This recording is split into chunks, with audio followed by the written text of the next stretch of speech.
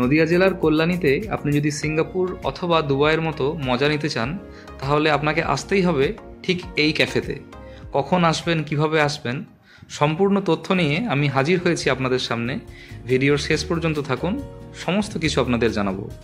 এই ক্যাফের নাম হচ্ছে মাটি আর্ট ক্যাফে, যেটা কল্যাণী পৌরসভা বা ঋত্বিক সদন তার ঠিক পাশেই।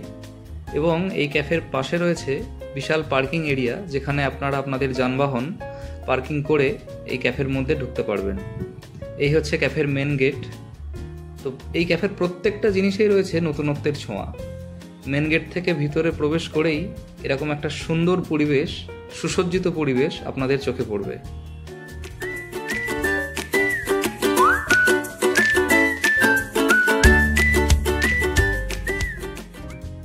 মেন গেট দিয়ে ঢুকেই ঠিক ডান দিকে আপনাদের চোখে পড়বে এইরকম দুটো কাঁচের ডোম, যেগুলো সম্পূর্ণ এয়ার কন্ডিশন। এগুলোর এখনও কাজ চলছে। এইগুলো মূলত আপনি আপনার প্রিয়জনের জন্মদিনে বা আপনাদের অ্যানিভার্সারি এরকম কোনো অকেশনে ভাড়া নিয়ে আপনারা ভিতরে কিছু কোয়ালিটি সময় স্পেন্ড করতে পারবেন। আমার সত্যিই খুব ভালো লেগেছে। এরকম স্ট্রাকচার মূলত চায়না অথবা নেপাল এরকম জায়গায় দেখা যায়। আর এইখানে বসে বাইরের পরিবেশটা উপভোগ করার জন্য কিন্তু সুন্দর জায়গা। এই যে ভিতর থেকে বসে বাইরের চারিপাশটা সম্পূর্ণ দেখা যাবে, এই ভিউটা কেমন লাগছে কিন্তু আমাকে অবশ্যই জানাবেন। আপনারা চাইলে এখানে এসে কিন্তু বসতে পারেন।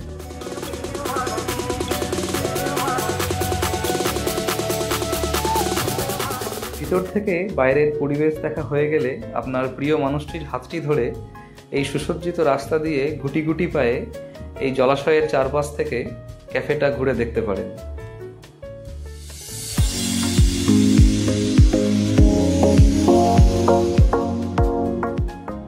এই জলাশয়ের পাশে অনেক বসার জায়গা রয়েছে, যেখানে আপনারা বসে আপনাদের মনের ভাব বিনিময় করতেই পারেন।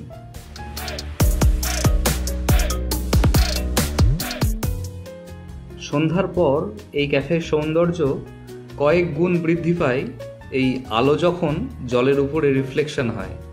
দেখতে পাচ্ছেন চারিপাশটা কত সুন্দর লাগছে। এতক্ষণে নিশ্চয়ই ঠিক করেই ফেলেছেন আপনার প্রিয় মানুষটিকে নিয়ে এই ক্যাফেতে একদিন অবশ্যই আসবেন। যদি এখনও ঠিক না করে থাকেন, চিন্তা ভাবনা না করে একদিন অবশ্যই চলে আসুন। জীবন একটাই, মানুষের আয়ু কিন্তু খুবই সীমিত, সুতরাং প্রত্যেকটা মুহূর্ত উপভোগ করা দরকার।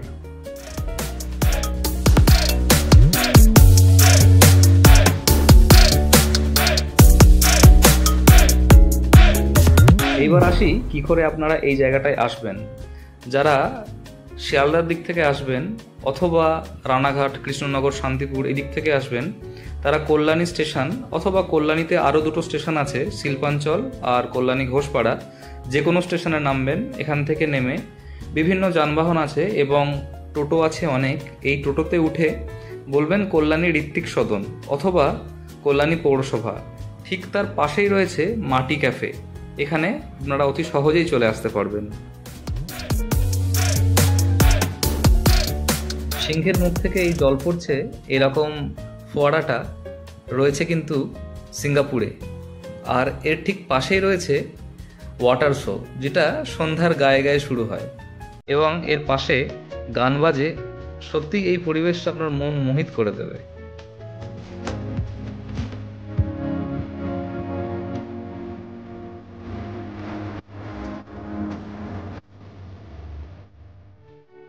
এইখানে আমি কিন্তু একটা সাপ দেখেছিলাম সন্ধ্যার সময়। এই সাপটা মূলত কালার সাপ, এটা সম্ভবত বিষধর।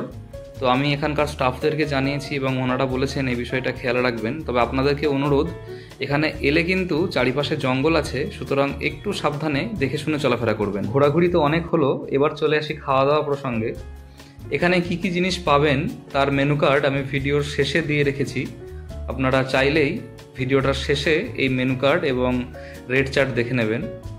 জায়গাটা সত্যিই খুব সুন্দর এবং খাওয়া দাওয়ার প্রাইস, মানে বিভিন্ন রকম যে খাবার আছে সেই সমস্ত খাবারের মূল্য খুব একটা বেশিও না, খুব একটা কমও না, রিজনেবল। তো আমরা দুজন গেছিলাম, আমরা কোল্ড কফি অর্ডার করেছিলাম। তো এরপরে আর বেশি কিছু খাওয়া হয়নি সময়ের অভাবে।